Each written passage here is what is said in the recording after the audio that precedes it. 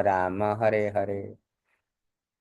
So thank you very much for attending the Bhakti Shastri modules.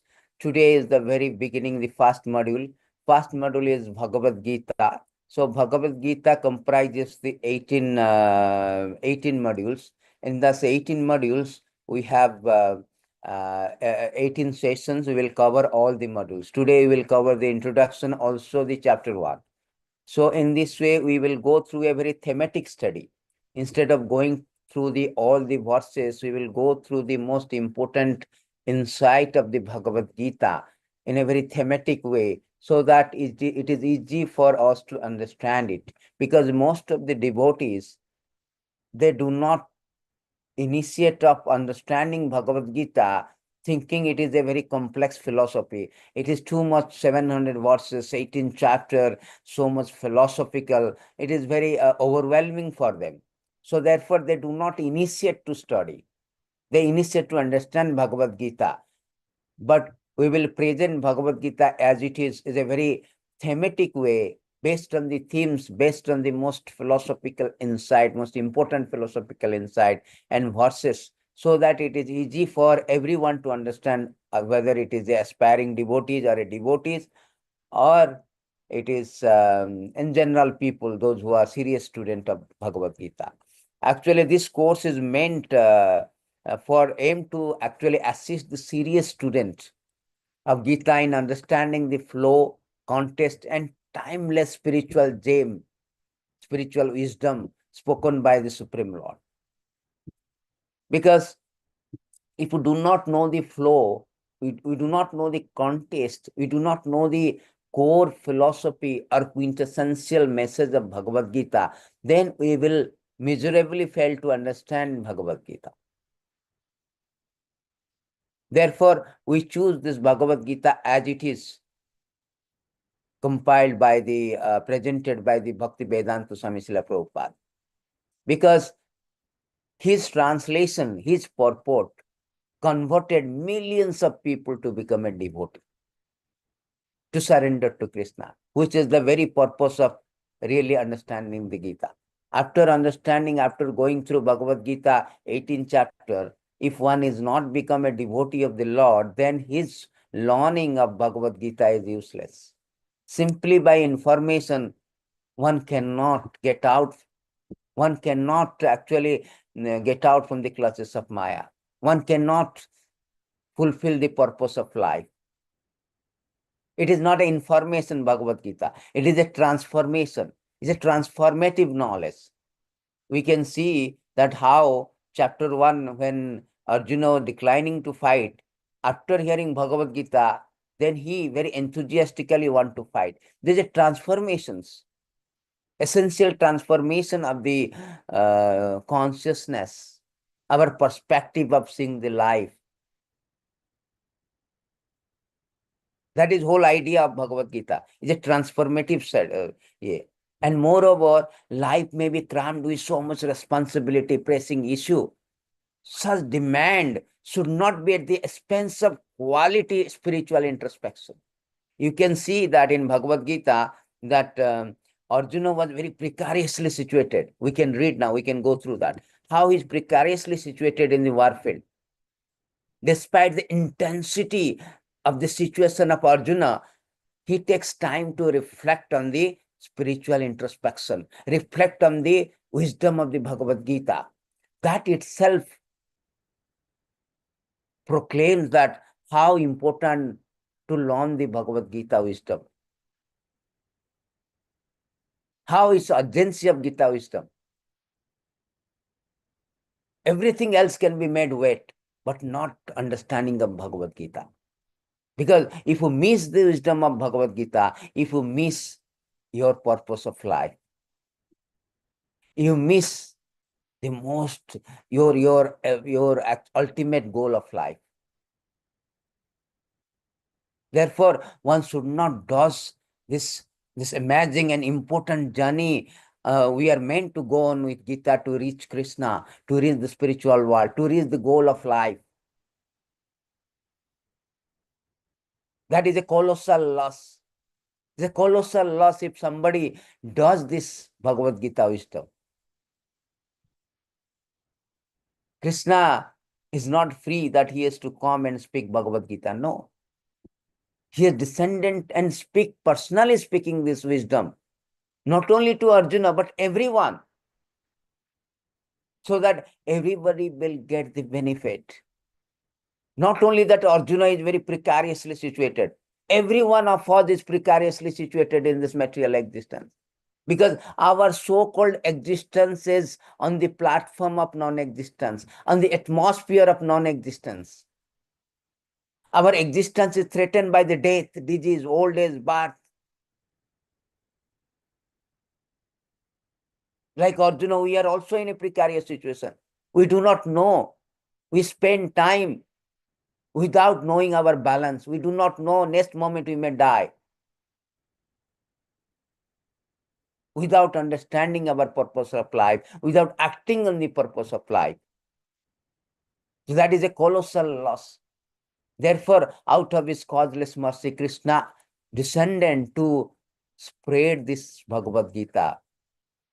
Bhagavad Gita is a very, very important wisdom, important knowledge, important taste, inspiring taste, so that those people who are in awkward position of life, because nobody likes to be unhappy, nobody likes to die, everybody wants permanent life, but they do not have any option, they do not know the formula. So Krishna is descending and Krishna is speaking through Bhagavad Gita that how to get out from this transient existence, non-existential atmosphere, how to attain the permanent existence, which is not threatened by the death, anxiety, and so on and so forth, struggle. Therefore, Bhagavad Gita is meant for every living being. It's a human manual. It is a human manual. It is a standard operating procedure of the life. How to operate our life so that in this life we will be happy, and in next life it will be spiritual.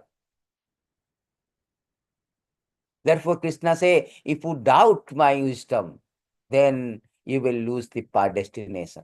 You will lose the destination.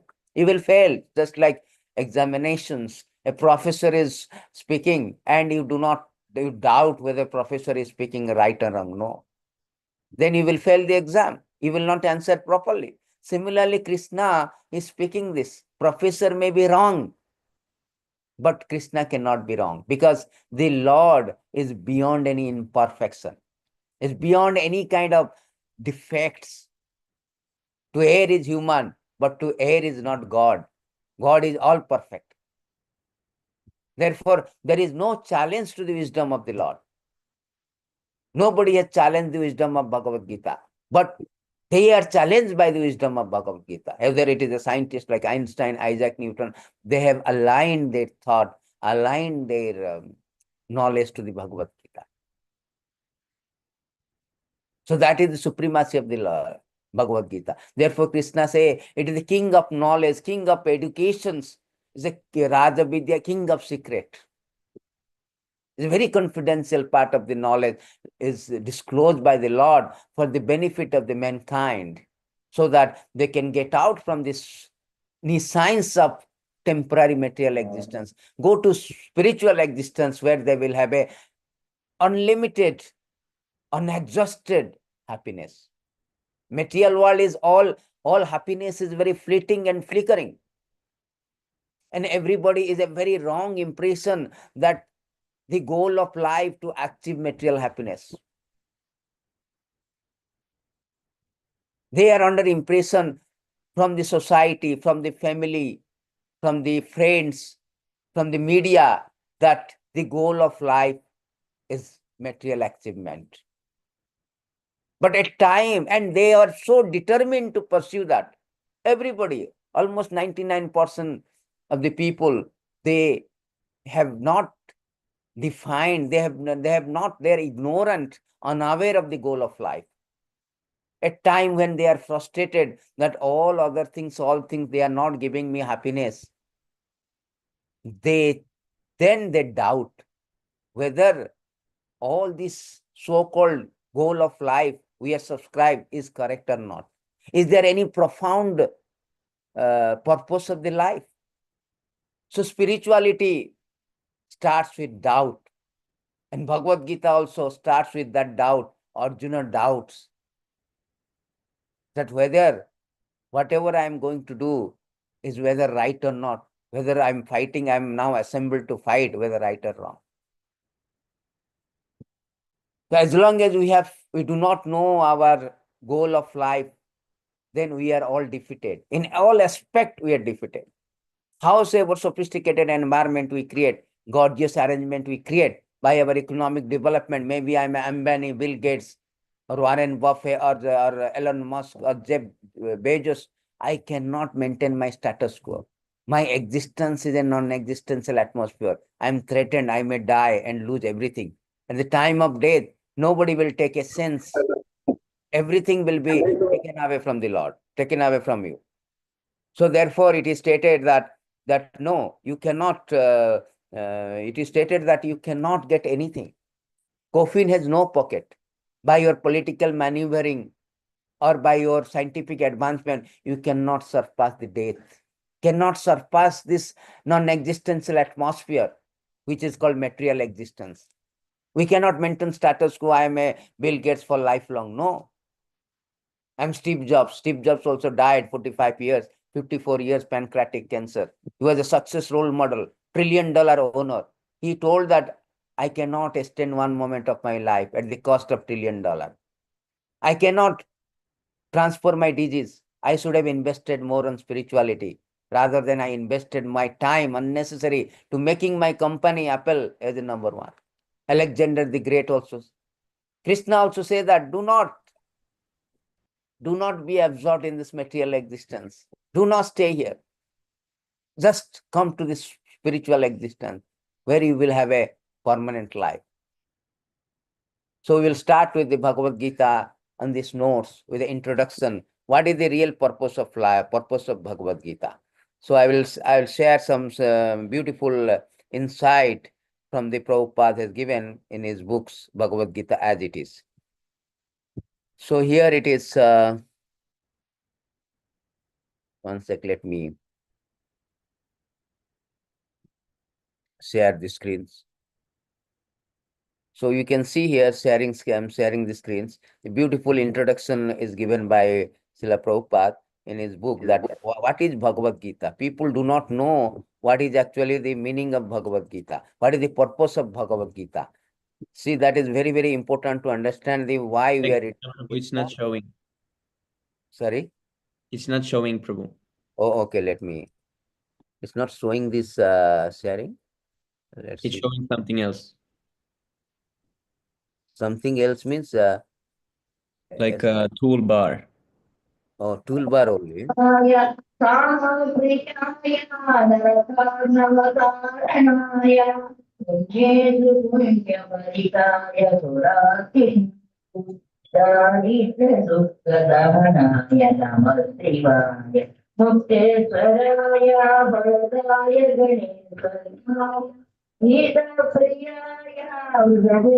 Kadapa Prabhu, just mute yourself. Yeah, I just mute. Okay. So, okay, let me share this again.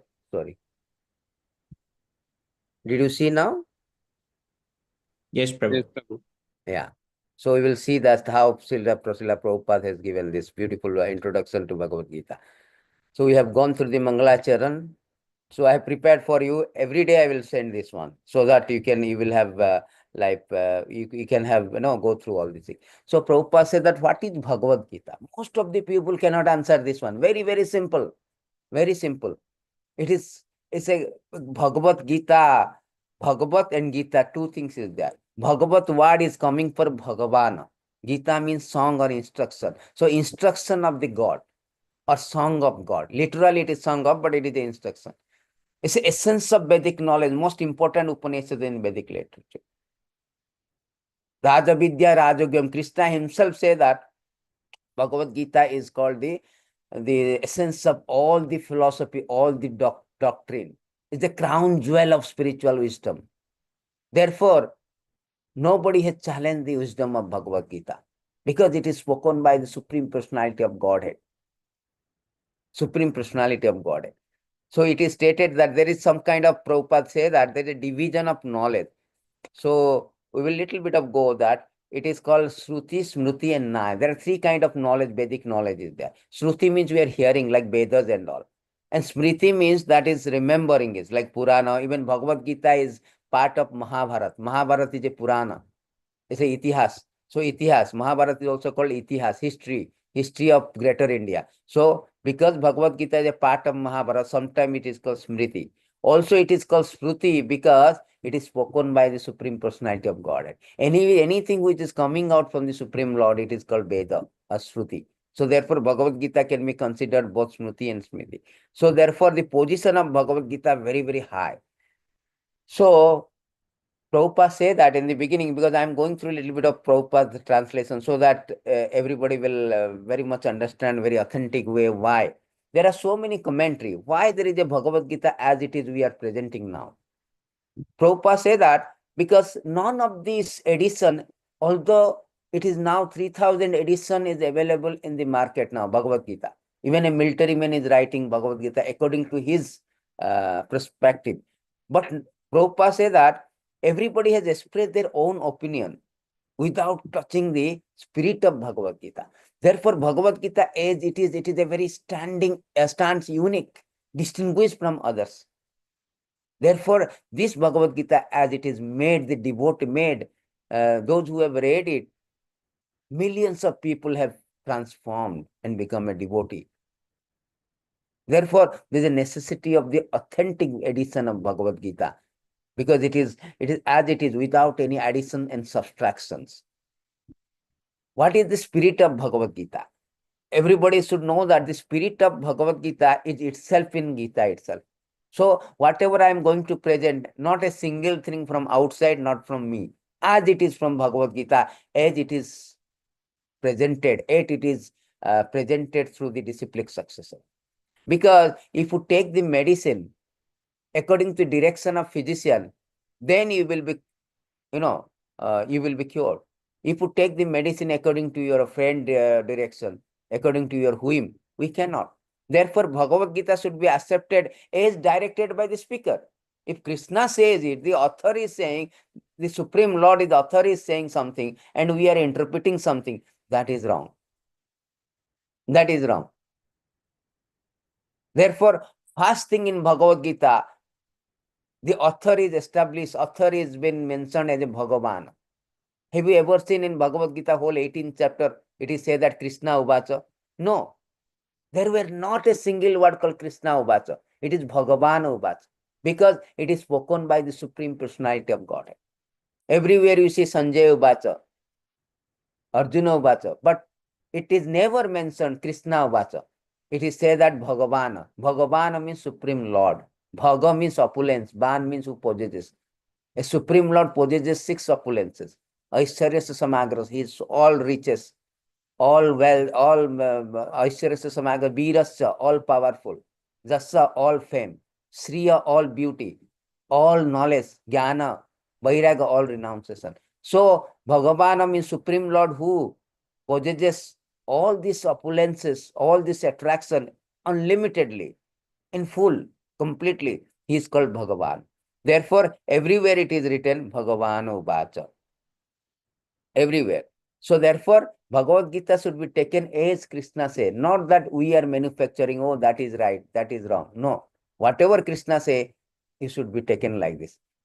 Therefore, Bhagavan is Aishwarya Samagrasa, who has full strength, fame, wealth, knowledge, beauty, renunciation. Bhagavan, or Supreme Personality of Godhead. So here, knowledge should be revealed through disciplic succession. Krishna say in Bhagavad Gita, Arjuna, how we can receive this knowledge, Bhagavad Gita? We cannot receive. Now, you can see that there are 3,000 edition of Bhagavad Gita. We can see so many shops are there. They are selling Bhagavad Gita. You go and buy some books of Bhagavad Gita and try to understand it. I remember I was going through the train in India. One person is read Bhagavad Gita 25 years. He do not know when there's a discussion is going on. He told Prabhu, I do not know the meaning, purpose of Bhagavad Gita after reading myself 25 years, every day non-failing. See? Because he was not reading through the disciplic succession. Knowledge is revealed in disciplic succession. Krishna say, Evam parampara praptam imam rajarusya vidya. I have spoken this in a Guru Parampara system. I spoke it to the Brahma, Brahma spoke to Narada, Narada to Vyasa. In this way, this knowledge is coming down. And this knowledge should not be acquired. It's not like something like brownie mark. Oh, I have to read for the exam and I get the knowledge. Oh, I see the YouTube, I get the knowledge. It is a revelation. It's a mystery. Because I'm a IITian, I'm a IS officer, I'm a PhD, I'm a MPhil, I will understand this one. I'm a scientist. No. Krishna say, if you're a scientist also, you cannot understand because it is this knowledge should be revealed. This is a mystery. This is a mystery. Therefore, if Einstein, after reading Bhagavad Gita, he said that everything is redundant. What is this atoms and all I am discovering? After going through, after bathing this knowledge of Bhagavad Gita, everything I feel like redundant. How much this knowledge is, it has to be revealed. So in this way, Lord said that I spoke to the sun god to Manu, Ikyoku. In this way, I am coming. Arjuna, I am now speaking to you. I am establishing again this message. So why the quality of required to understand Bhagavad Gita? Why everybody reading Bhagavad Gita, but most of them they cannot understand? Because the qualities must be there. A devotee of Krishna and friend of Krishna. So Krishna say to Arjuna in Bhagavad Gita, Arjuna, I am speaking to you. Why? There are so many other sages are there. Why Arjuna was picked to propagate the message of Bhagavad Gita? Because the two qualifications, Arjuna is a friend and devotee. So anybody who is a devotee of the Krishna, he can understand the mystery. Krishna say that. Sakha cheti. Bhakto simi sakha cheti rahasyami idam uttamam. It is a rahasya, secret. Not that everybody can access the Bhagavad Gita. No. Therefore, we see that many people fail to understand real essence of Bhagavad Gita. So therefore, Krishna said there are three kind of transcendentalists. There are Jnani, Yogi, and Bhakta.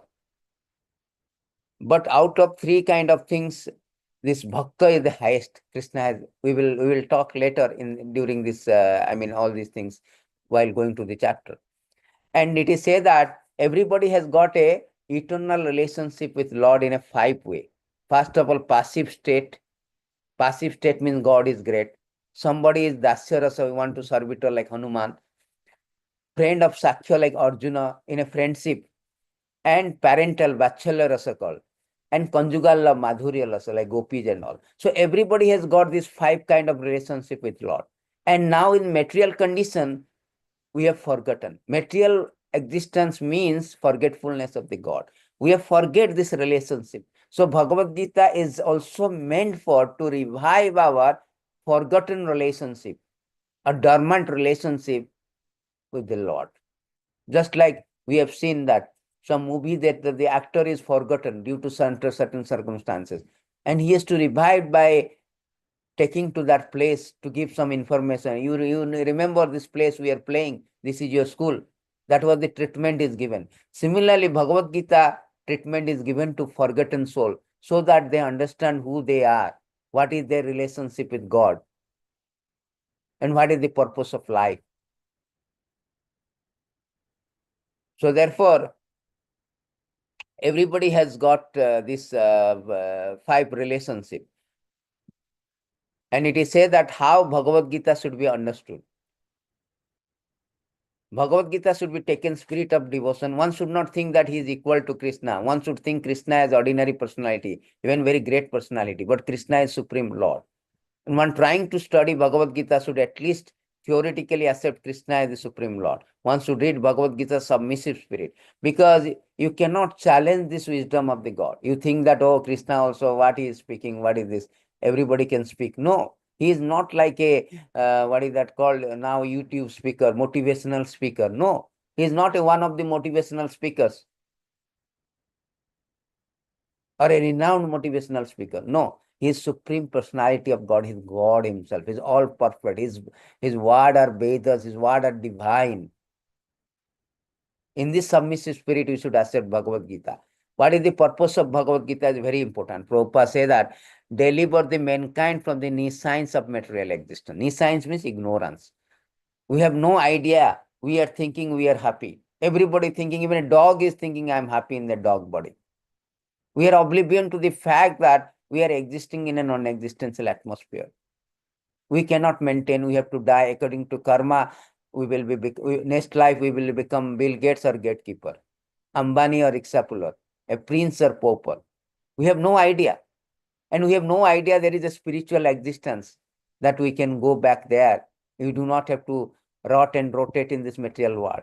We do not have to struggle for existence in the material world. We do not have to for anxiety, oh, I have to go office tomorrow. Oh, I have to earn money. I have to do this, do that. All kind of anxious stress. We don't need to do. We do not have to suffer from blood pressure, diabetes, no disease. So therefore, to get out from the suffering, because material existence is threefold misery. Adhyatmic, by our mind, by our body. Physical stress, mental agony. Physical stress, physical misery actually, torture. Body, sometimes COVID, sometimes something. Then by others. Sometimes we are put in problem by others. Even a cockroach, even a small ants also disturb us. And sometimes by adhyatmic, like COVID and tsunami. So this kind of misery is always there by default, inbuilt. Material existence means three miseries must be there. That will create birth, death, disease, old age, all the things. That will disturb us, unsettle us. Therefore, whole idea of the Bhagavad Gita to get out from this material existence. Because material existence is very precarious situation, obnoxious, very, very excruciating, painful situation. We have planned, we have dream, scheme, all of a sudden you are dying. Again you have to take birth. Again you go through all the things. Struggle, again you die. These things is going on repeatedly. So therefore, to stop this repetition of birth, death, repetition of the material existence, so this Bhagavad Gita is spoken. Every man is full of difficulty, anxiety in the material world. Yes, everybody, from ants to a president. The richest person, Elon Musk, to a small ants, everybody in anxiety.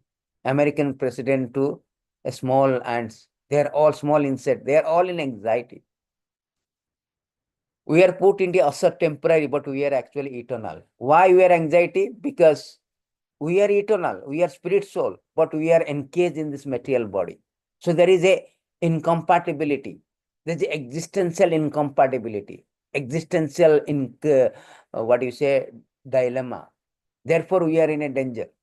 We are always just like if you take out the fish from the water, put in a Buckingham Palace or a Taj Hotel, very, a suit, very presidential, sorry, VIP suit or presidential suit. He won't be happy because fish constitutional position in water. Similarly, we are spirit soul. We are part and parcel of the Lord. We are meant to be in spiritual world with Lord.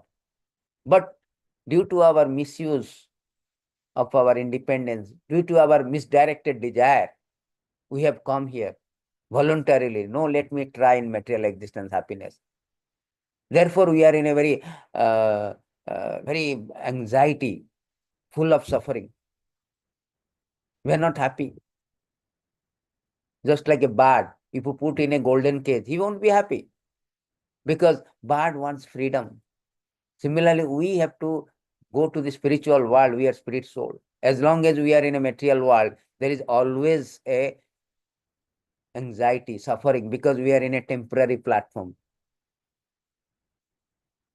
Out of so many suffering, some inquiry by why suffering, one solution, inquiry in Brahma Sutra. This inquiry is called Brahma Jigyasa, Tattva Brahma Jigyasa. For such sincere student, Bhagavad Gita is spoken. See, Bhagavad Gita, why everybody is not accepting this Bhagavad Gita, adopting this, not accepting, adopting it?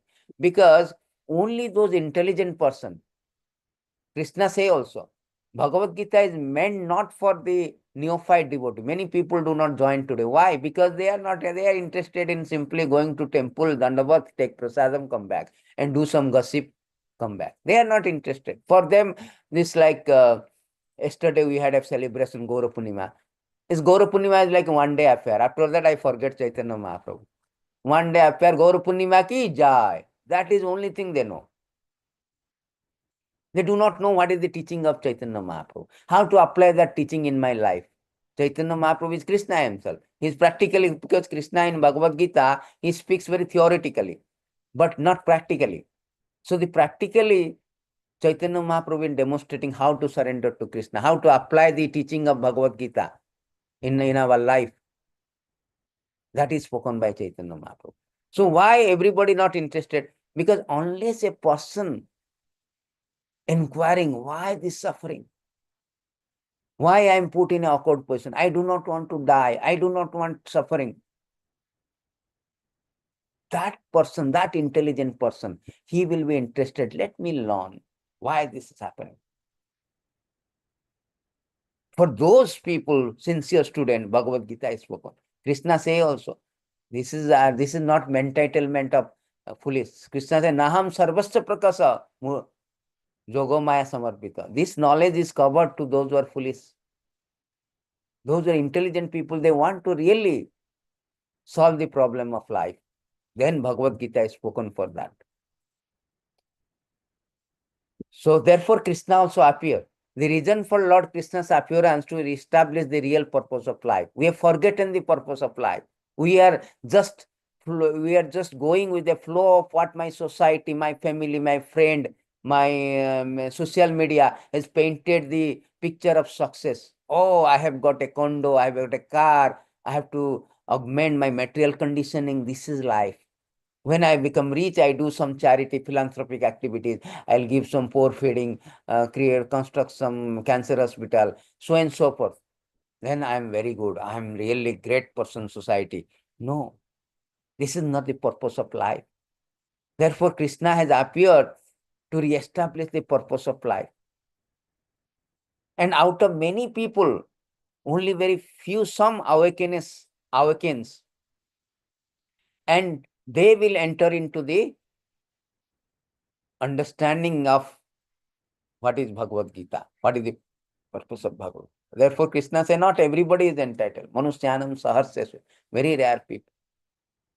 Out of very, very rare people, they are interested in Bhagavad Gita. Out of those who are interested in Bhagavad Gita wisdom, very few people they will apply and made it. I mean, make the life successful. Very, very few. Because Lord is merciful of living entity. He knows that very few people can see, is very mercifully come and say Bhagavad Gita, so that by reading only one book is enough for everything. This is the essence of all Vedas and Upanishads. Sarva Upanishada Gava Dagdam Gopalanandam. In Gita Mahatma it says it is essence of all Vedas and Upanishads. Simply by reading Bhagavad Gita, one can get out from this material existence. Arjuna, actually, it is not that Arjuna is actually ignorance. Through Arjuna, he wanted to speak entire human society, because all of us in the material existence, we are ignorance. Just like in a jail. In a jail, all of the criminals, they have done some mistake. Therefore, they are in the jail. Similarly, if anybody who are in material existence, evidentially they are ignorance. If you are not ignorance, you will be in spiritual existence. Why you are in material existence? That means you are ignorance. You do not know the purpose of life. You turn away from the Lord, looking for the happiness outside, looking for this flickering. So then, but Arjuna put into ignorance to deliver the message of Bhagavad Gita. Somebody may say, why Arjuna? Because Arjuna is actually associate of Krishna. Anybody associate of Krishna is above ignorance. He cannot be ignorant because he wants to deliver the message to everyone. So therefore Arjuna put into ignorance by Krishna to ask question, why, what is life, what is purpose of life? And most important thing, it is stated in Bhagavad Gita, 5 subject of Bhagavad Gita. What is the 5 subject? Who is God? Who is Jiva, living entities? Who am I? That is Jiva. What is this material nature? What is karma? What is kala means time. This 5 subject matter of Bhagavad Gita is discussed thoroughly through the 18th chapter. The 5 basic truth is spoken that. What is this supreme controller? We are conditioned, so living entity, the material nature, and time and karma means activities. So God means the supreme God, Krishna, is the supreme controller. So you may say that I control your office, your project manager. Some husband say that I'm controlling my house, but nobody can claim that I am the supreme controller. Ambani may say that I'm controlling Reliance, but nobody can say that I'm controlling everything. But only the God is the controller of everything. Therefore, his name is Ishvara. Ishvara means controller. Parameshwara means supreme controller. But we are not control. We are little bit of, we control only small part, but he control everything. And what is the living entity? Living entity are the part and parcel, just like a ocean and drop of ocean. Ocean is big, drop of ocean is very small, but both are salty. Quality wise, both are same. Ocean is salty, a drop is also salty, but quantity wise is different. Therefore, Lord, quality wise, we are equal. We are part and parcel. We are spirit soul, he is supreme spirit soul. But quantity wise, he is supreme. He is infinite. We are infinite small. He is great. We are small. That is the difference. Jiva are same in quality, but minute in quantity. Subordinate, always subordinate to Ishvara.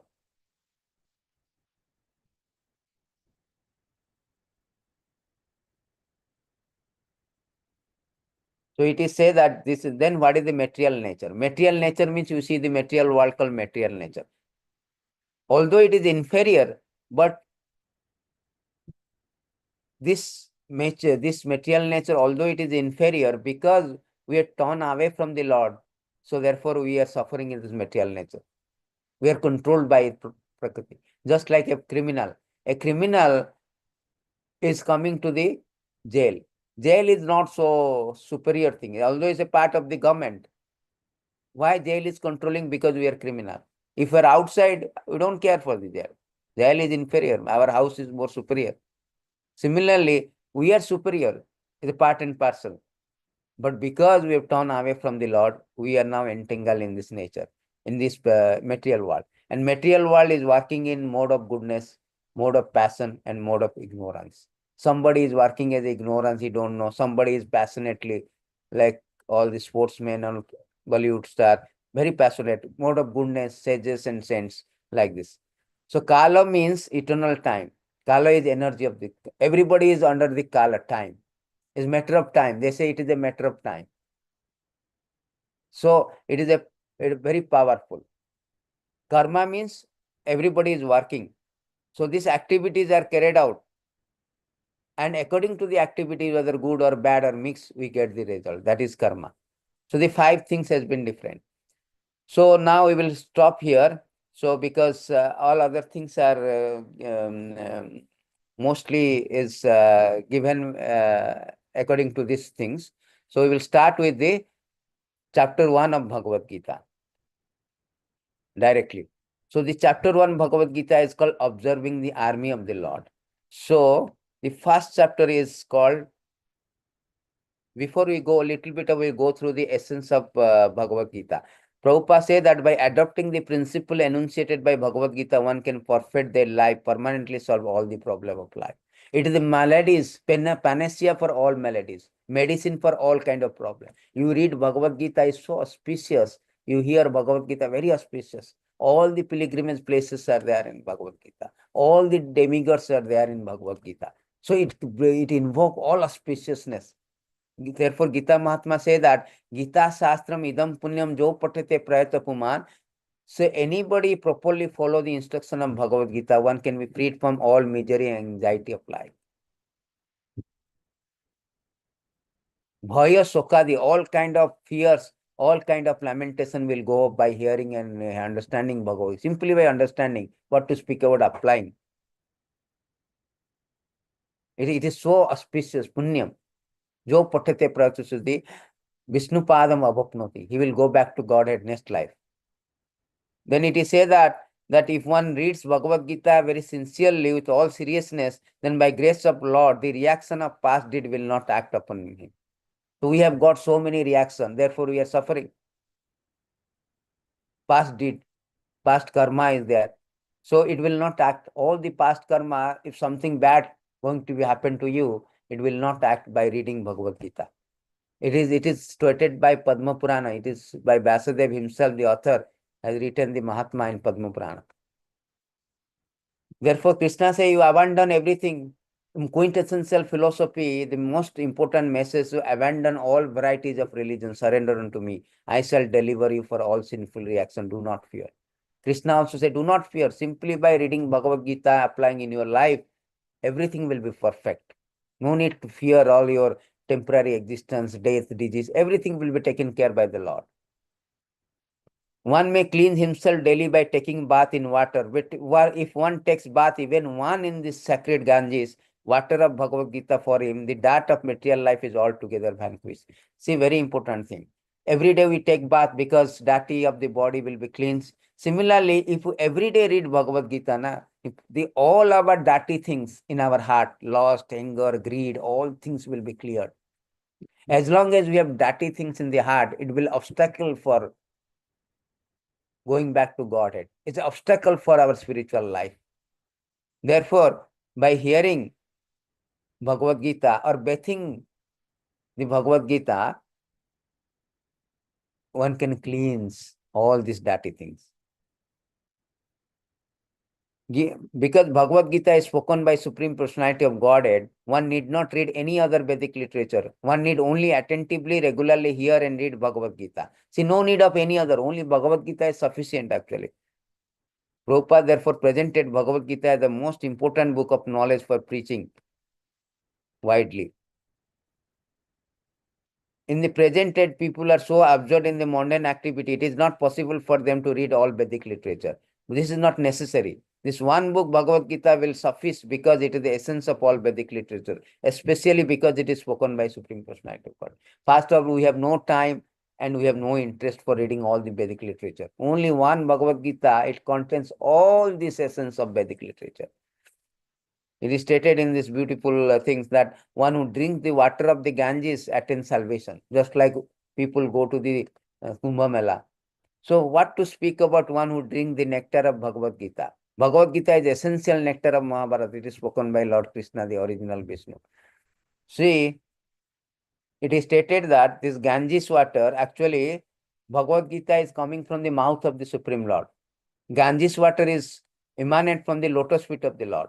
Of course, there is no difference, but if you see impartially mouth and the feet of Supreme Lord, from an impartial study, you can appreciate that Bhagavad Gita is important than Ganges because it is coming from the mouth.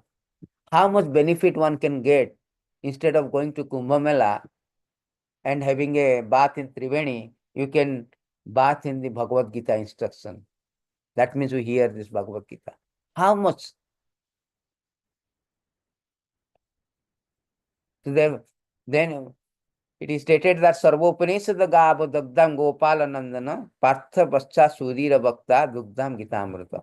The Gita Upanishad, the Bhagavad Gita is the essence of all Upanishads. Upanishads are called the Vedas. There are 108 Upanishads. Therefore, when we are chanting, we have 108 beats are there. Why? Because there is 108 Upanishads. Also, there is 108 important gopis of Krishna. So, therefore, we have this in Mala, we have 108. So it is said that all this Upanishad, which is the headline of Bhagavad Gita, Vedas, they are together is called cow. If they are considered as a cow, Krishna is famous as cowherd boy, is milking the cow in the form of Bhagavad Gita. Speaking Bhagavad Gita. Arjuna is like a calf, a learned scholar, pure devotee, he is drinking the nectarian milk of Bhagavad Gita. So if we also read Bhagavad Gita like Arjuna, how much we can take the nectar, Amrit, nectar, we become immortal. Bhagavad Gita is a way to immortality. But unfortunately, people are rejecting this nectar and taking poison, reading all unnecessary literature. Finally, Gita Shastram Mahatma 7, it is said that Eka Shastram Devaki Putra Gitam, Eka Deva Devaki Putra Evo, Eka Mantra Tasya Namani Yani, Karmapi Ekam Tasya Devasa Seva. In the present day, people are very much eager to have one scripture, one God, one religion, one occupation. Therefore, Eka Shastram Devaki Putra Gitam. Let there be one scripture only, no more so many. One common scripture, that is whole world Bhagavad Gita. There will be one God. Why different God fighting each other? God is always one. And Krishna say, I am the God. Jesus say, I am the son of God. Prophet say, I am the prophet of the God. But Krishna say, I am that God. In Bhagavad Gita, Krishna say, Bhagavan Uvacha. He himself say, I am that God. So that let there be one God for whole world, Sri Krishna. And one mantra, chanting the name of Lord. Hare Krishna, Krishna Krishna, Hare Hare, Hare Ram, Ram Ram, Hare Hare. And one service, one work, the service of Supreme Personality of God. So that is the benefit of studying Bhagavad Gita.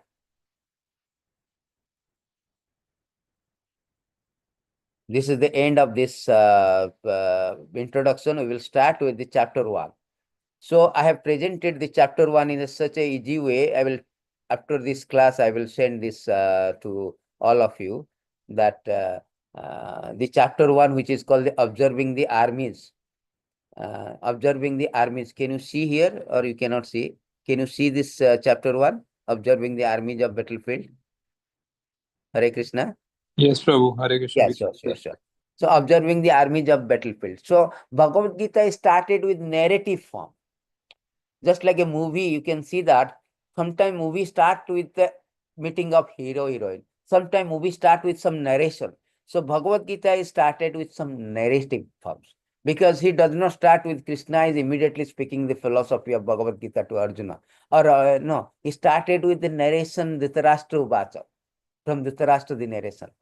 Actually, the narration is such a that two armies of Pandava and Kaurava, they are assembled in the battlefield of Kurukshetra. Both are family members. So they wanted to fight for a kingdom. So they arrange, everybody is arranged. And during this arrangement, there was so many army, both of the armies are about to fight. There was council, everything was all about to set all the things. So everything is going on, they are about to fight. That time, the Pandavas king, the king of Kauravas called Dhritarashtra, he inquired because he is blind by birth. He cannot see that. He is in Hastinapur, but war is going on in Kurukshetra. It's like a live commentary. He want to know what is going on in the battlefield. But he is a blind, therefore he cannot see. His secretary, Sanjaya, is a disciple of Vasudev. Vasudev is very empowered incarnation of the Lord. He gave him this power to see from Hastinapur, Delhi, to live commentary from the Kurukshetra, what is going on in the war. So sometimes they say that, oh, it's very primitive, old age are primitive. No, here you can see so much advance of knowledge. Now we have called live telecast. We have got streaming, live telecast. Everything is gross discovery. But nobody can see a match sitting in a one place mentally. Here, Sanjay is mentally can see everything. That is a very subtle discovery. They were not primitive.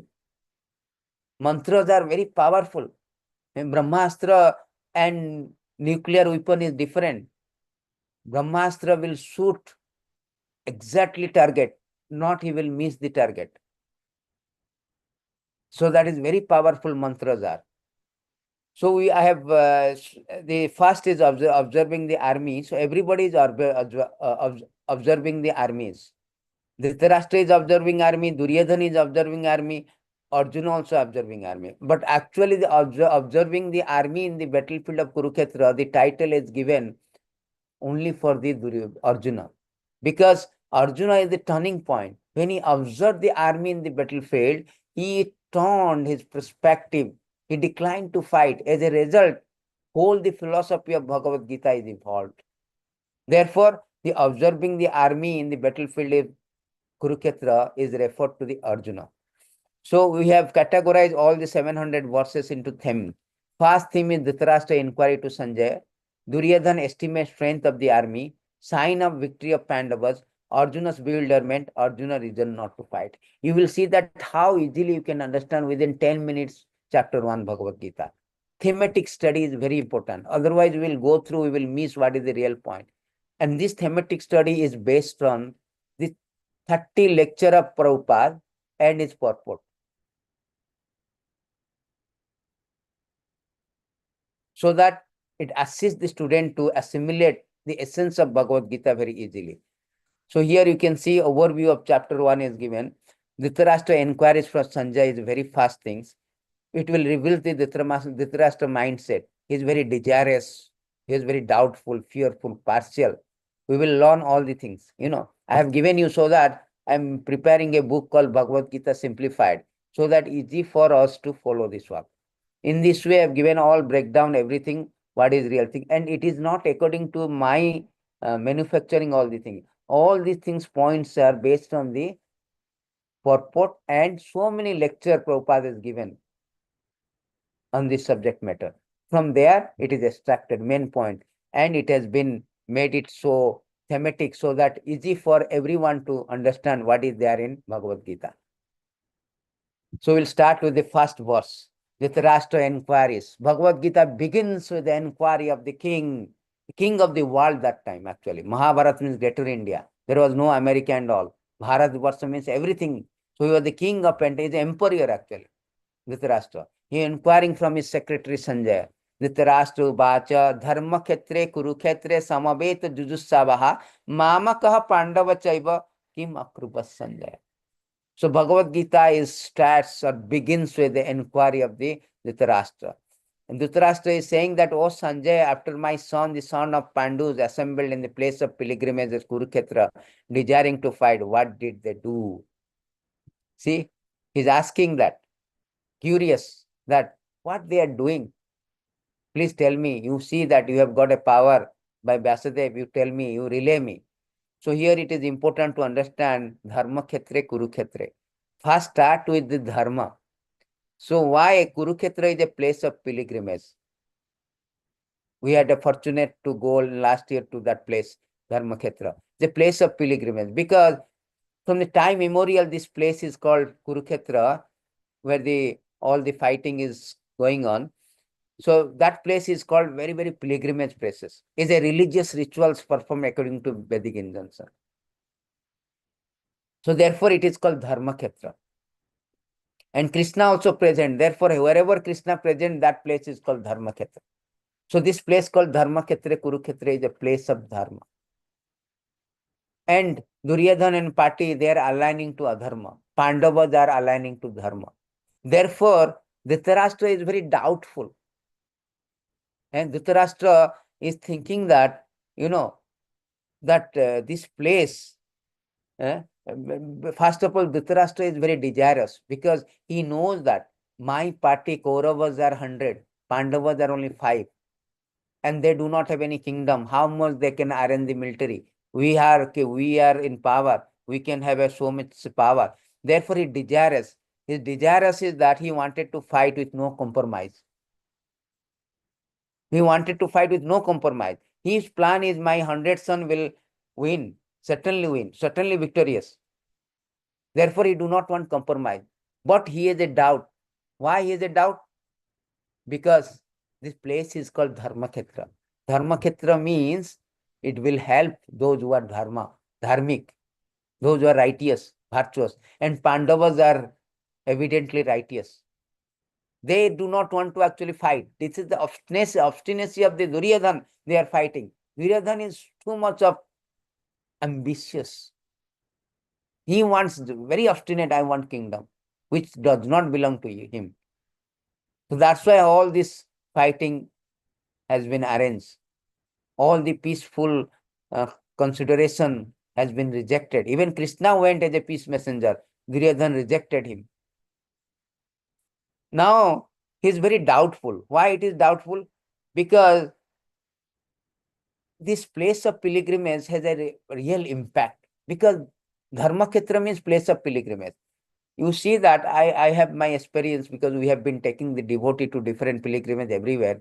If you go to pilgrimage, your consciousness will change. Although you may be a sinner, but you go to a particular place like Puri or Vrindavan, it will like, oh, it's such a nice place, your consciousness will transform. Therefore, he is thinking that anyway, Pandavas are anyway dharmic people, very righteous, but my sons are not righteous. They may change in that place. Okay, never mind. We will not fight. Pandavas will take 50%, we will take 50%. So there is a compromise and there is a division of the kingdom. He do not want that because he desires 100% kingdom to Duryodhana. Therefore, he is not only materially blind, Dhritarashtra is spiritually blind. He is conquered by the greed. Therefore, he is doubtful. Oh, my son may compromise. Because Pandava's party already ready to compromise. They want 50%. They do not want even 100%. They want even 5 villages also. They do not want whole kingdom. But still Duryodhana is adamant. Therefore, he is doubtful. This Dharma Kshetra will influence Duryodhana and party. They may compromise. He do not want that. See how much greedy, how much spiritually blind. He is doubtful and fearful. Dhritarashtra become very fearful about the influence of the holy place of the outcome of the battle. He knows that my sons are aligned to adharma, and this place is a dharma kshetra, kurukshetra. Therefore, there is no chance that my son will win because the result will be assisting or helpful, conducive for those who are pious, those who are righteous. Therefore, he is very fearful. And also is very partial. Why partial? Because he is asking, Mamakaha Pandava Chaiva. Mamaka means although both it is a fratricidal war, family war. Everybody belongs to Kuru family. Everything is Kuru dynasty. Pandu, who is the father of Pandava, and Dhritarashtra, they are brothers, own brothers. In this way, this is a family war. But here, he is now saying that Mamaka Pandavacha, he is very partial. He is telling my son. He never considered Pandavas are mine. My son and son of Pandu. Therefore, he is separating the family heritage. You can see the first verse reveals the crooked mindset of Dhritarashtra. He is not only physically blind, he is spiritually blind. He do not know. Therefore, he is asking question. Then no. I mean, this question is very rubbish and stupid. Prabhupada say that, supposing you are going to restaurant, then if somebody asks, what are you doing in the restaurant? Of course, I am taking food in the restaurant. This question is very redundant.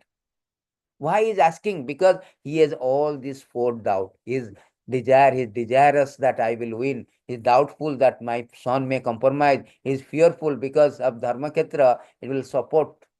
It will positively influence for the Pandavas because they are righteous.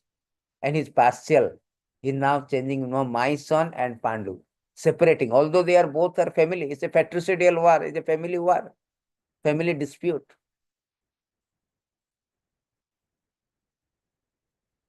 Here, Dhritarashtra mindset is disclosed. He deliberately claimed only my son is Kuru, separated the son of Pandu from family heritage, although both are Kuru. See, this kind of explanations is only a Acharya can give. All this is taken from the commentary, lecture of Prabhupada. So it is a very, very authentic. Yeah. So in the second, then 2 to 11 verses, there is a Duryodhana estimate the strength of army. After he asked the question, now Sanjay is replying now. Sanjay Uvacha. Sanjay is replying that to Duryodhana, we can go to the verse also. We can go to the verse also.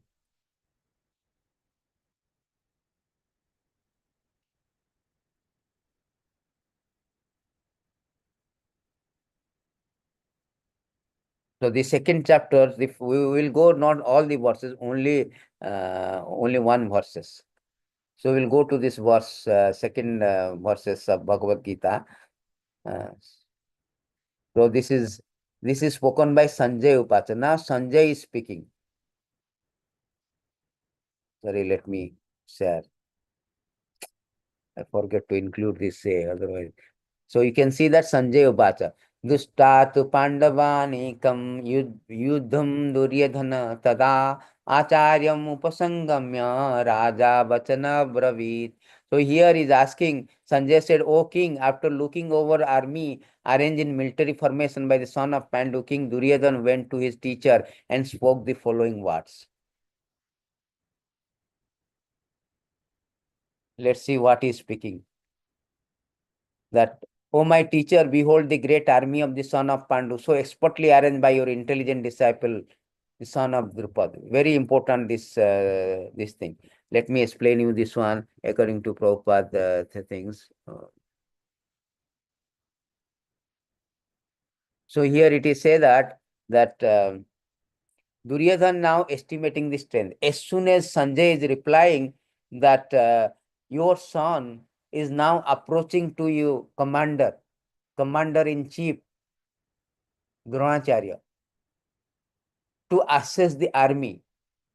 Because Duryodhana, just like a cricket match, and supposing somebody has, opposition party has made a 500 or 400, very high score. When the next party is coming, he knows that it is big score, means he is reassessing his plan. So here Duryodhana, he was surprised and very fearful.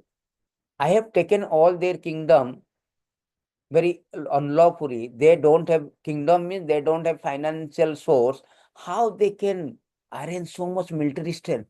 By seeing their military strength, immediately he want to reassess his plan. He is approaching Dronacharya, commander-in-chief. Bhishma, he do not go. He knows that both Bhishma and Drona is supporting Arjuna, Pandavas, but Drona is important because Drona is his teacher, is not his relative. So Drona, he approached to Dronacharya, who is commander-in-chief also, is assessing his situation, reassess his plan.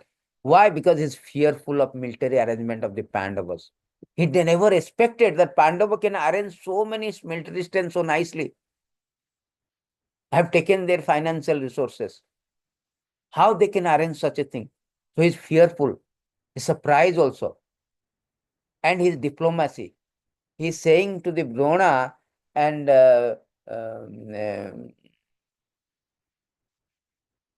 he's very diplomacy. He's saying that because this Drona is not a Drona is very lenient teacher. He came to Drona to tell them that you see that your own disciple called Drishtadumna, he is arranging the military strength for Pandavas.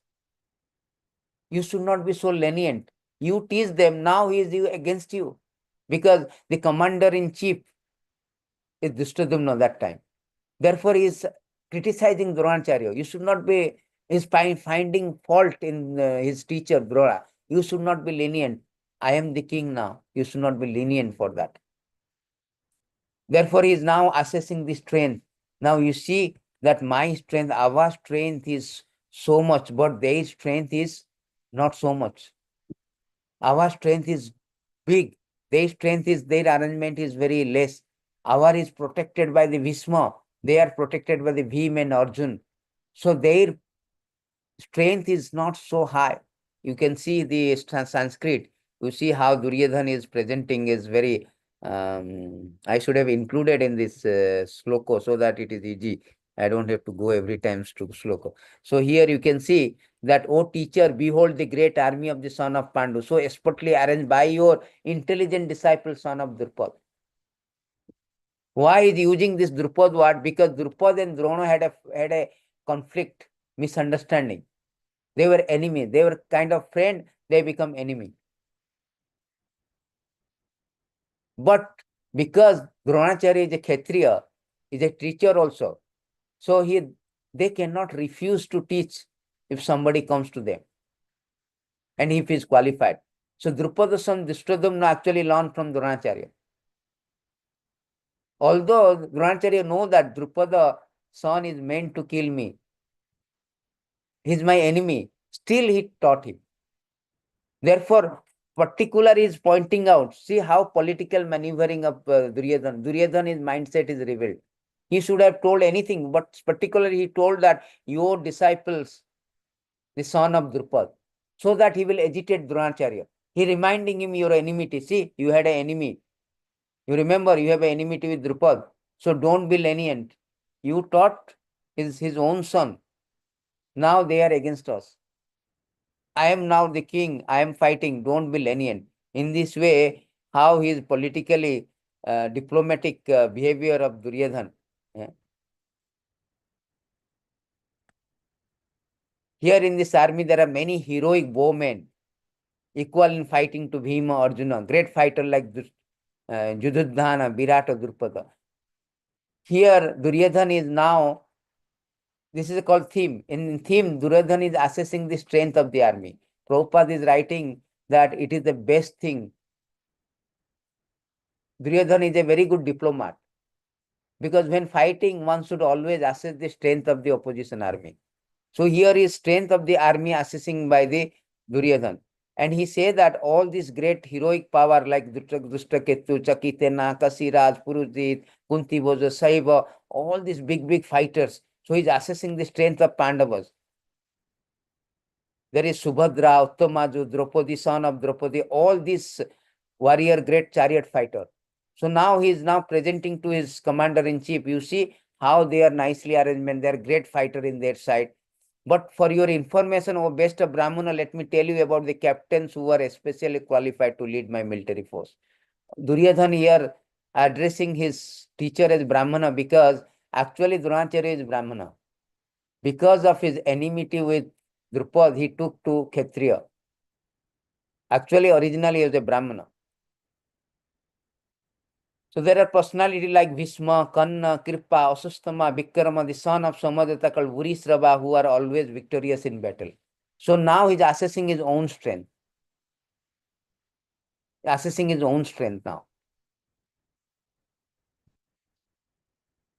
And there are many other heroes are prepared to lay down their lives for my sake. All of them are well equipped with different kind of weapons. All are experienced in military experience. Now he's assessing both the side. Now he's comparing. Our strength is immeasurable. We are perfectly protected by grandfather Bhishma. Whereas strength of Pandava carefully protected by Bhima is limited. Now he's comparing army. After he's assessing army, both the side, now he's comparing army. And he's telling our army is better because Bhishma. He want to flatter Bhishma because Bhishma is only a great fighter, but Bhishma is more aligned to Pandavas. And Bhishma also is nearby Drona. He's hearing everything. He knows this is a political maneuvering of Duryodhana. Duryodhana mindset is revealed how he's so diplomat, how he's political maneuvering, doing political maneuvering. So he's telling Bhishma is very good. It's just like you are approaching a millionaire. Oh, how much money I can extract from you. How this millionaire will think of like this. Similarly, he knows that Bhishma is a great fighter. He's flattering him. Oh, you see, Bhishma is invincible. Bhishma is great. So our strength is greater than Bhishma. That means Bhishma should always align to us. Always fight for us, not for Pandavas. He should not show any compassion to Pandavas. So all this political maneuvering he is doing while assessing the army. All of you must know to give full support to grandfather Bhishma as you stand at your respective strategy, points of entrance into phalanx of army. Now he is knowingly telling, so that flattering to Bhishma, so that Bhishma will be very much enthusiastic to fight for him. But Bhishmadev is very great devotee of the Lord. He knows all this political maneuvering. Bhishma, the great valiant of grandsire of Kuru dynasty, the grandfather of fighter, blew his counsel very loudly, making sound like a roar of lion, giving Duryodhana. He knows that this guy is very political maneuvering. He's very frustrated. Very frustrated. He immediately blew the counsel. Let there be fight, let this die. So immediately blew the counsels. to just outwardly showing, oh, Duryodhan will give, it will give Duryodhan joy. Blow the conch. After that, all the council, drum, bugles, trumpet, horns were all suddenly sounded, and the combined sound was tumultuous. Those days they are using all this traditional way. Nowadays there is no such things. They're fighting hidden. They have uh, what is called secret mission. All this thing is not there. They are Kshatriyas. Kshatriyas are openly, they will fight. And there is an indication of the starting or signal of starting of the war by blowing the councils, other trumpet, all other things. So it is, everybody was sounded like big sounded. So I have given you this beautiful things like a thematic way here. After the assessing of the army and comparing the army, there's a sign of victory. From 112 to 20 Bhagavad Gita, the sign of victory. Because when Krishna and Arjuna also, in contrast with counsel blown by Visvambhar, counsel in the hand of Krishna, Arjuna are described transcendental. The sounding of transcendental counsel indicates the no hope for victory for other side. So there's a sign of Pandava victory before also, before the war starts. What is the sound of victory? It is stated that when Bhishma blew the counsel, everybody blew the counsel. Krishna and Arjuna also blew this counsel. Panchajanyam Hushikesha Deva Datta Dhananjaya Pondrum Dudmu Mahasanka Bhima Karma Vikardita Ananta Vijaya Raja Kunti Putra Judhishthira Nakula Sadevasa Sugasa Mani Puspaka. So all the Pandavas, 5 Pandavas, Krishna, they blew the counsel. And their counsel called Divya Sanka, transcendental counsel. That shattered the, they are not like ordinary counsel like Kauravas. They are transcendental counsels. And they shattered the heart of Kauravas, which is the sign of victory, the transcendental counsel sound. That is first. And secondly, Krishna was present in the battlefield. It is said that Jayastu Pandav Putranam Jesam Pakhe Janardana. Victory is always people like Pandavas, because why? Lord Krishna is associated with them. Wherever there is Lord Krishna, there is victory. Jatra Jogeshwara Krishna Tatra Partha Dhanurdara. There always a victory will be there. Srir Vijaya Bhutir Matir Mama, Durba Matir Mama. So wherever Krishna, there is a victory. So before even war starts, there is a sign of victory. Sanjay is saying that, my dear king, although you have a plan to make Duryodhan as your, your son Duryodhan as a king, but I don't think it will happen. Therefore, there is a six sign of victory, Krishna's presence, assessing then Arjuna and Hanuman, there's a Arjuna flag is there. There's a flag of the Arjuna is there. You can see the Arjuna flag is there. Krishna's personal and goddess of fortune. Wherever Krishna is there, there is a goddess of fortune. Lakshmi is never separated from Krishna. Wherever Krishna, there is a Lakshmi. Always is massaging. So, Lakshmi is never separated. Therefore, wherever Krishna, there is a goddess of fortune. Fortune is always there with Pandavas, not with Kauravas. This is also sign of victory. Then the chariot Arjuna is driving, that is gifted by Agnidev. Agnidev, the fire god. Agnidev. Therefore, this chariot is a special quality. What is the special quality? That it is capable of conquering all the sides. They are not ordinary chariot. So therefore, this is also a sign of victory. And finally, in Arjuna chariot, there is a flag of Hanuman. Hanuman is an emblem of Hanuman on the flag of Arjuna is another sign of victory, because Hanuman in Tretya Yuga cooperated with Ram or Krishna, same Krishna when came as a Ram, in the battlefield between Ram and Ravan. Now Lord Ram emerged victorious. Now both Ram and Hanuman were presented in the chariot of Arjuna to help them. Same Krishna is there. Therefore, same Ram is there as a Krishna. Therefore, Hanuman is now coming to cooperate so that Arjuna will be victorious. So this is a sign of victory.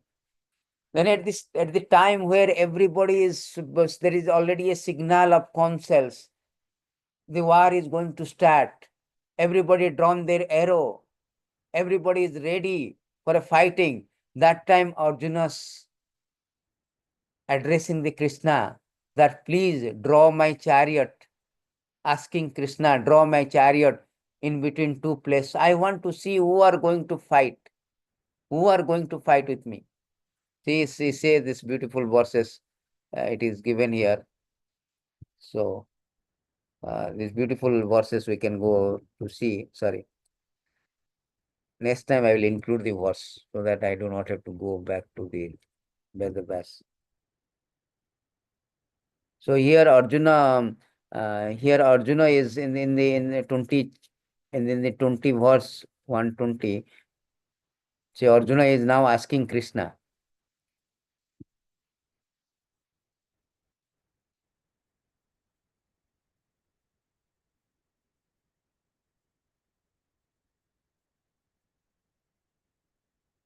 At the time Arjuna took up his bow and prepared to shoot his arrow. O king, after looking at the son of Dhritarashtra drawn in military array, Arjuna then spoke to the Krishna.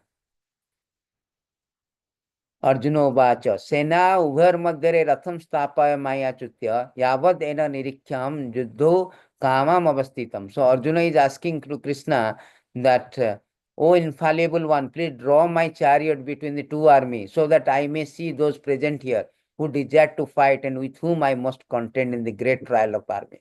So here is very, very important verses because the Lord is accepted, as you can see that here, Achutya. Achutya means who never fall down. Lord is accepted as a charioteer of Arjuna. Because when Arjuna and Duryodhan approached Krishna, Krishna asked Arjuna, what do you want? Krishna say, I want you to my charioteer. I do not want anybody. I want you only. But Krishna say, I will not be fighting. I will not participate in fighting. I will not take any weapon. Still, I want you. Where Duryodhan is very happy. Oh, Arjuna is so full. Why is asking Krishna? Krishna is not going useless. Krishna is useless. He cannot fight anything. He cannot add any value to the party. So he asked, I want your army. Krishna's army is very powerful. Dwaraka army. Narayani Sena. Very army. 2 phalanx of big army. Well, I want that army. Okay. Then Arjuna was very happy, went.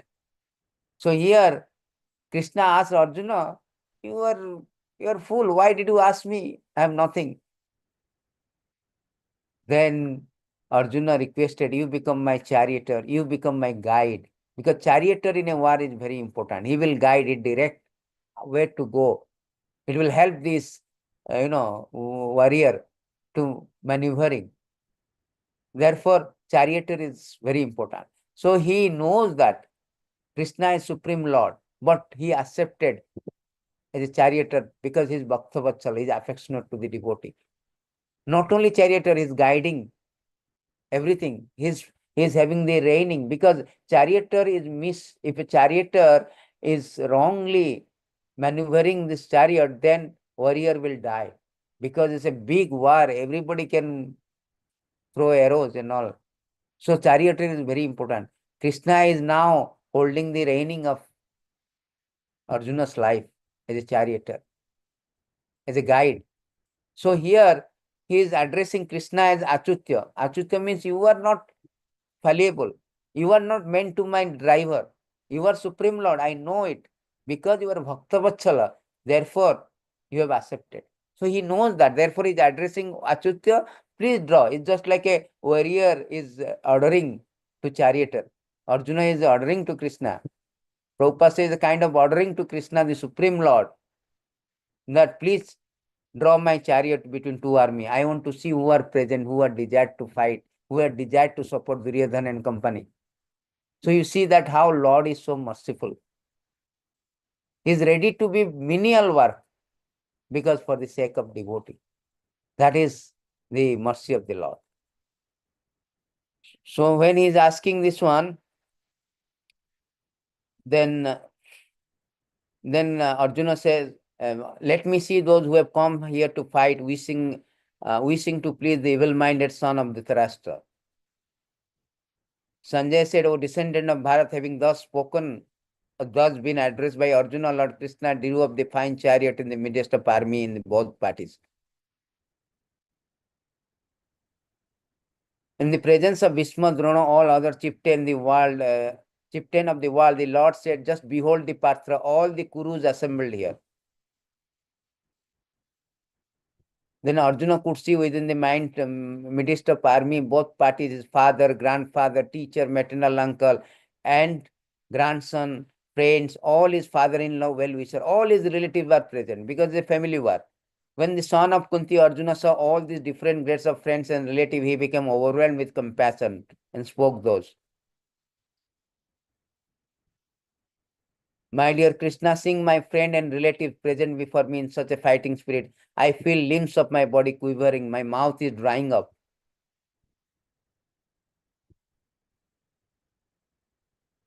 My whole body is trembling, my hair is standing on end, my bow Gandiva is slipping from my hand, my skin is burning.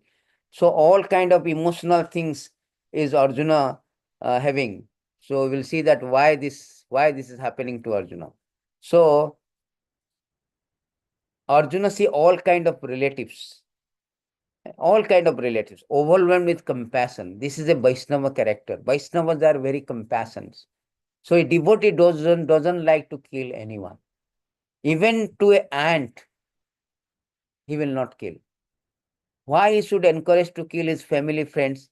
This is a result of devotional service, Arjuna being a devotee. Arjuna being a devotee, he saw all the different grade of relatives. He is compassionate and decided to not to decide kill the friends and out of compassion. Out of concern. Then he reasoned not to fight. He told that why I should fight. So he was telling to Arjuna, Arjuna's reason not to fight. That is the last theme that Arjuna reasons to not compassion for family attachment. Because he is thinking that I am this body, I belong to the Kuru family, and these all my relatives. This is a bodily relationship. That is actually many people fail to understand what is the message of chapter 1. Chapter 1 messages, it will be last in conclusion part, we will see. Because of Jasyatma Buddhi Kunape, Arjuna thinking that I am this body, everything belongs to me. People do not know who am I. That is the problem. That is the 90% of the problem, because they do not know their identity. The IC is not identity card, but identity crisis. Because we do not know who am I. That is the first things. That's the fundamental things that made everything wrong. Supposing in a big mathematics, you have done so big mathematics solution. But in the beginning, you say that 1 plus 1 is equal to 0. You have made a silly mistake, fundamental mistake. That will make whole your big calculation 0, wrong. Therefore, the fundamental knowledge is who am I. Arjuna is now failed to understand. He is now considering bodily relationship. That this is my Kuru family, this is my father, this is my grandfather, this is my brother, cousin brother, this is my this, that. So he is overwhelmed with compassion. No, I am not going to fight. Therefore, he is lamenting. The chapter 1 also called Visada Jogo. Arjuna is lamenting on account of this bodily relationship. The conception is itself is wrong. If anybody will follow the conception of like Arjuna's conception, bodily conception, that I am this, I am the body, this is my family, this is my body, I should support my body, my family, my children, my society, my community, my country, I am India, he is Pakistan. In this way, I am Hindu, I am white, I am black. If anybody has this bodily conception, he has to lament like Arjuna.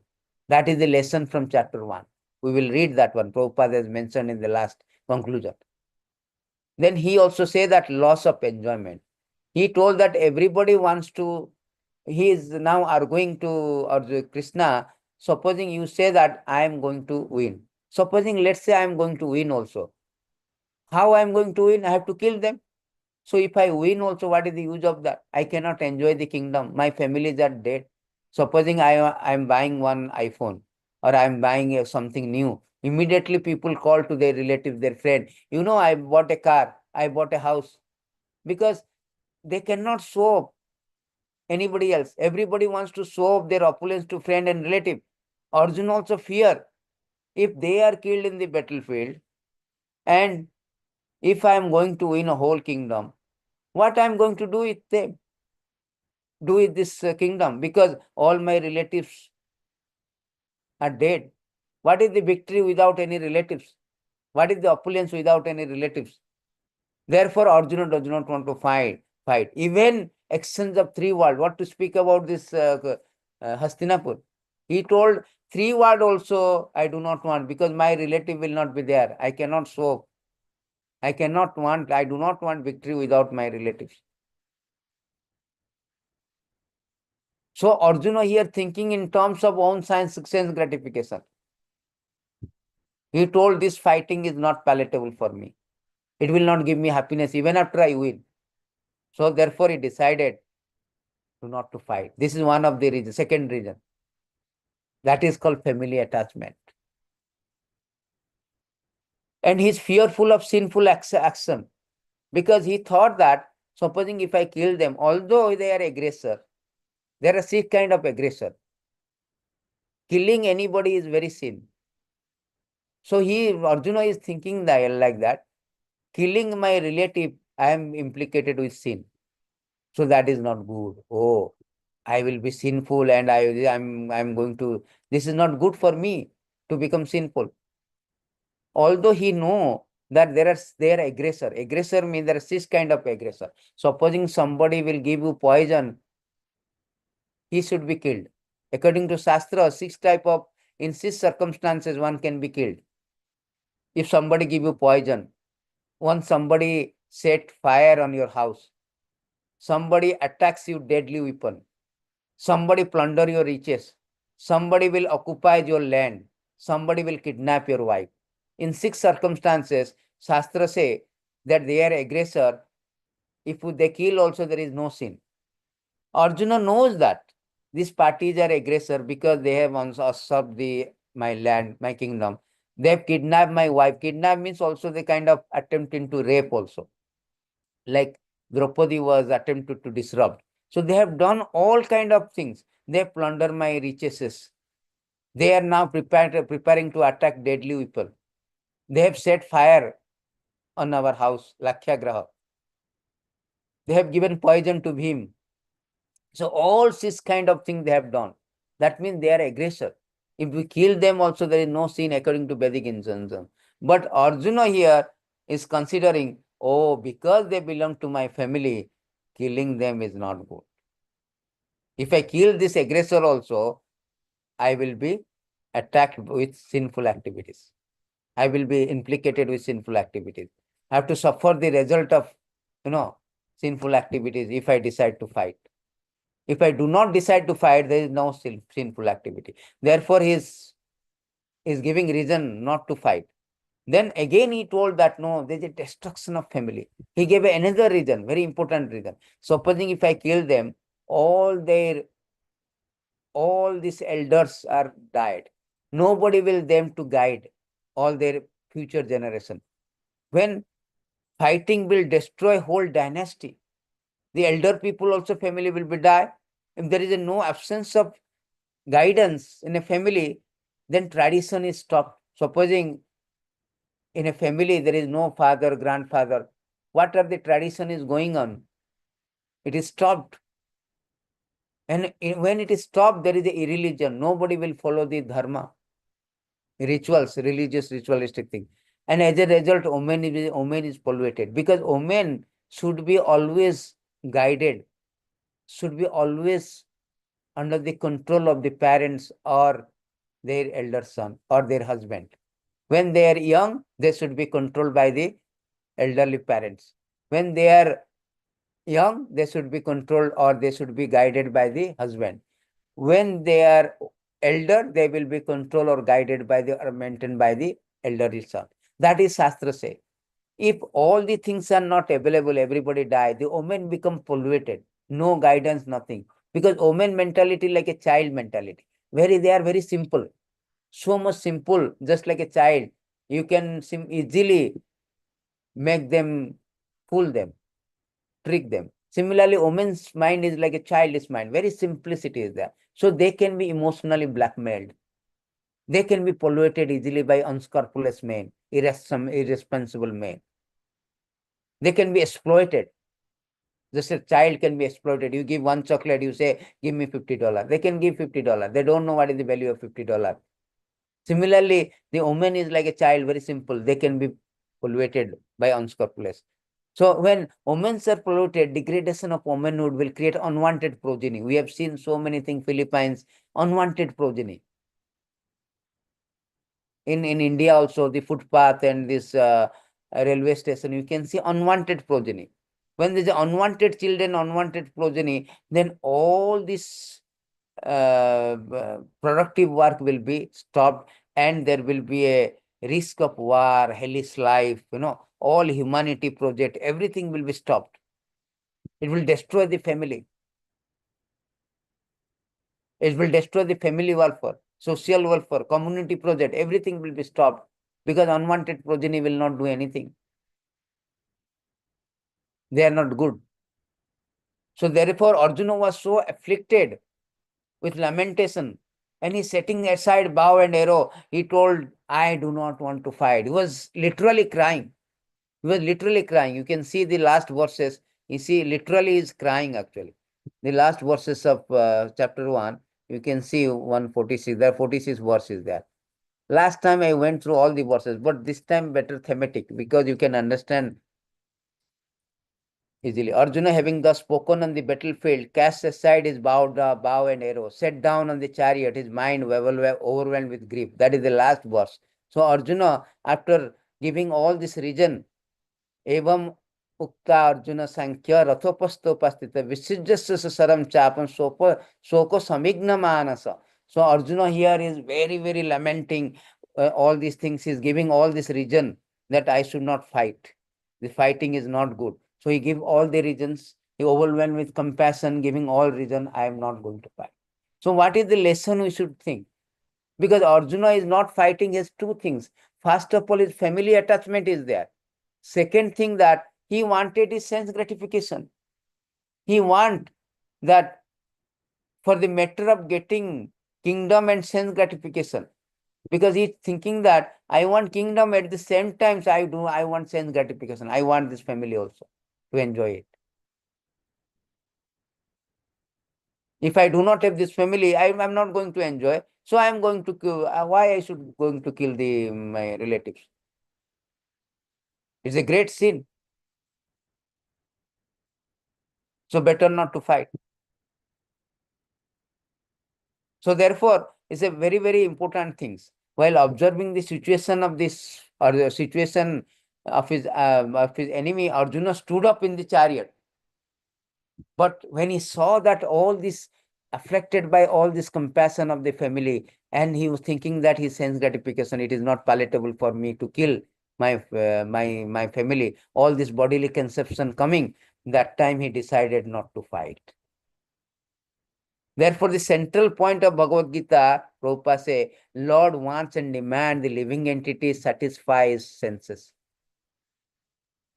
Lord wants and demands the living entity satisfy his senses. By the spell of illusion, one try to happy by serving his personal sense gratification, different form, which will never make him happy. Instead of satisfying his own personal material sense, he has to satisfy the sense of the Lord. That is the highest perfection of life. Lord wants and demands. One has to understand the central point of Bhagavad Gita. Because here Arjuna thinking of I, me, mine platform.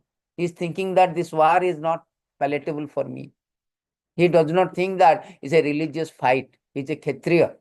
He's duty bound to fight, irrespective of the output, irrespective of who is in the opposition party. Why he is doing this? Only problem he is doing, there's a beautiful things Prabhupada quoted that, why he is doing like that. The biggest problem is here that Here it is said that Jasatma buddhi kuna petri dhatu ke sodi kalatridasu bahuma ijjati. Yet here it is saying that body is different from the person. Krishna wanted to teach Arjuna that this body is different from the person. Just like every one of us, we are different from sat and code. Similarly, living entity soul is different from the gross body and subtle body. This is the philosophy of Bhagavad Gita. Arjuna thinking is family relationship. Therefore, he is decided not to fight. That is whole idea. So we can see that we can go through again this little bit of theme. That is the end of actually chapter 1 of Bhagavad Gita. So we have learned, we were recapping, we have learned that the Bhagavad Gita begins with, we learned that introduction of Bhagavad Gita, the purpose of Bhagavad Gita is to deliver the mankind from the nescience of material existence, because material existence is very dukkhalayam, very suffering and also temporary. So that is whole idea of purpose of Bhagavad Gita. So Dhritarashtra inquiry, Bhagavad Gita begins with Dhritarashtra inquiry. That is the first thing, because Dhritarashtra want to know what is going on in the battlefield of Kurukshetra. She want to inquiry, which reveals the Dhritarashtra mindset, very crooked mindset, very diplomatic mindset. And second thing, we will learn that Duryodhana estimating the strength of the army. Who are there in the army, who are this army. So he is comparing and thinking that we are immeasurable. Sometimes it can be considered that sometimes he is also thinking it is inefficient also. It's not sufficient. Sometimes he is like two-way, it can be, his assessment of Duryodhana is bewildered. Vishwanath Chakravarti write that Duryodhana think that our army is although very great but inefficient. So we should be Bhishma is the best warrior, so we should support Bhishma. But Prabhupada write that it is immeasurable. Our is immeasurable. We have got 11 phalanx of army. They have only 5, 7. So we are more greater than them. Our side is Bhishma, their side is Bhim only. Very limited, because Arjuna know Bhim's power.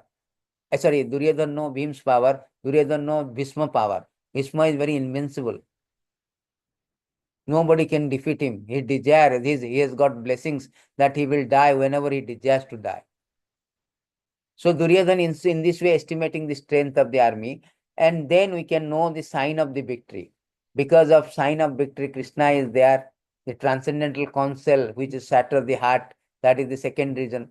Third reason is wherever Krishna, there is Lakshmi. People do not know they are separately praying Lakshmi. They do not know if you pray Krishna, automatically Lakshmi will come.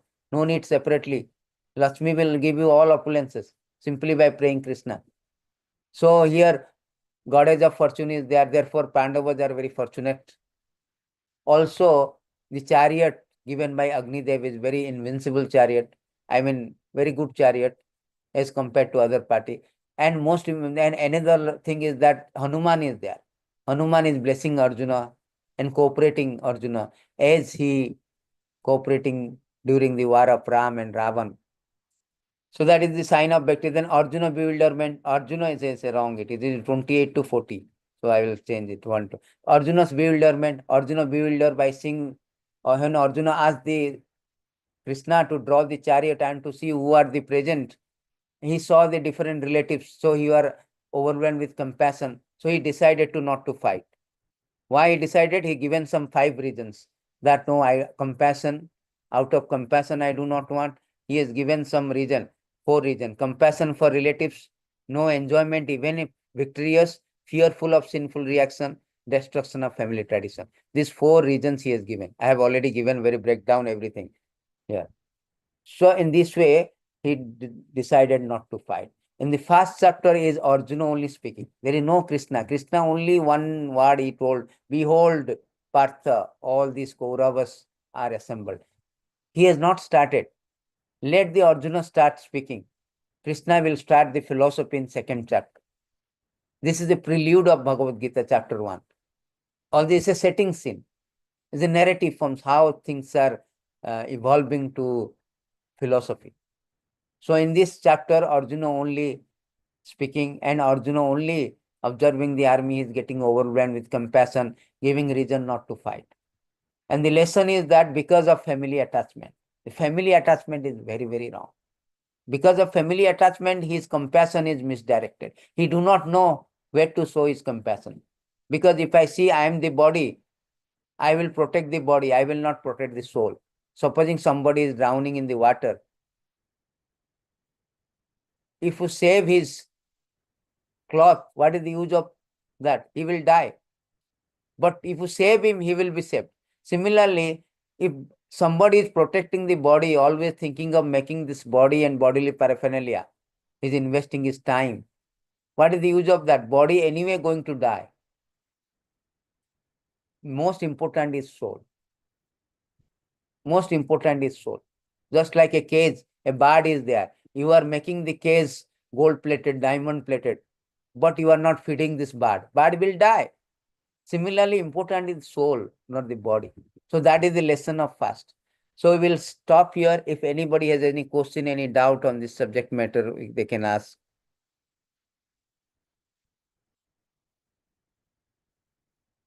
Anybody, any question, any doubt, anything they cannot understand.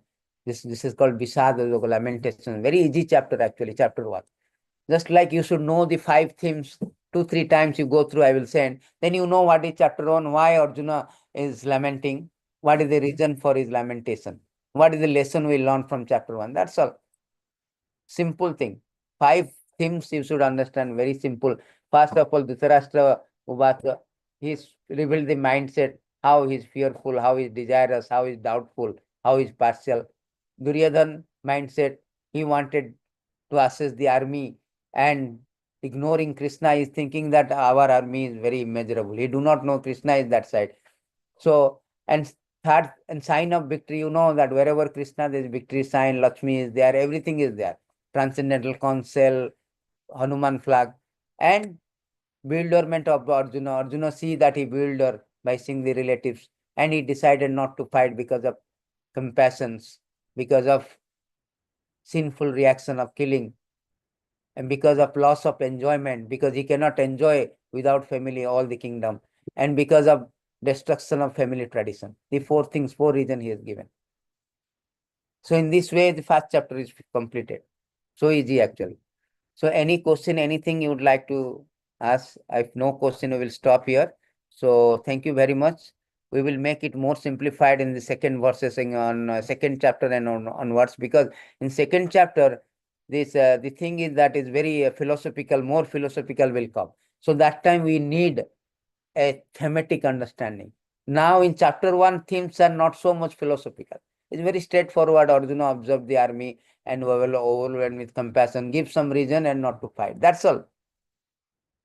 But second chapter, Krishna is speaking so much philosophy, second, third, and all this philosophical up to 2 to 18 chapter. So that is most attentive. We should be very attentive to learn. I will make it more thematic so that you can understand. Thank you very much for attending Bhagavad Gita. Anybody who is hearing, as we know that Gita Mahatma, who is hearing, reading Bhagavad Gita, how much benefit in this material world, in this life, he will be free from all fear, anxiety, and next life will be spiritual. He will go back to God. Vishnu Padam Avapnoti. Soko Moho Virav. Please take the advantages of this wisdom and make your life perfect. Hare Krishna, Jai Gantharaj Bhagavad Gita ki Jai, Srila Prabhupada ki Jai, all the Vaishnava devotees ki Jai, Nitai Gaur Premanande, Hari Hari. Thank you so much, Prabhu. Jai Shri Prabhupada. Thank you, Hare Krishna, Jai Srila Prabhupada.